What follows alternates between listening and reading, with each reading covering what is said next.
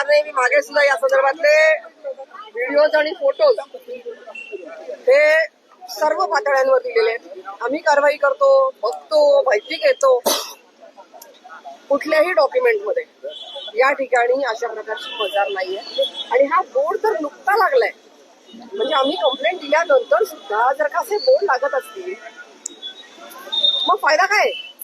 आम्हाला तिथे भगवा झेंडा लावायचा आहे, आम्हाला तो बोर्ड काढायचा आहे. वाटल्यास तिथे उघडून बघा तिथे काय आहे. आणि कुठल्या मुसलमानांच्या कुठल्या धर्मामध्ये अल्लाह शिवाय अन्य कोणाची इबादत केलेली चालते मला सांगा? ते त्यांच्या स्वतःच्या आई वडिलांच्या कबरीवर जात नाहीत. कुठले दर्गे थोतांड आहे, कुठल्या मजारी थोतांड आहे. आम्ही असली थोतांड सहन करणार नाही. आणि पुण्यामध्ये जिथे जिथे अशा काही गोष्टी दिसतील त्या ठिकाणी प्रशासनाने योग्य कारवाई केली नाही, वेळीच कारवाई केली म्हणून आम्हाला यावं लागतंय. त्यांनी योग्य कारवाई केली असती तर आम्हाला या ठिकाणी यावंच लागलं नसतं. आणि आज आम्हाला धक्काबुक्की करून हाकलून देतात आणि आम्हाला सांगतात आम्ही करू ताई, योग्य ते करू. आम्हाला त्यांनी आश्वासन द्यावं की कधी करू, किती दिवसात करू. आम्ही जातो इथून. आम्हाला स्वतः कृती करण्याची हौस नाही आली.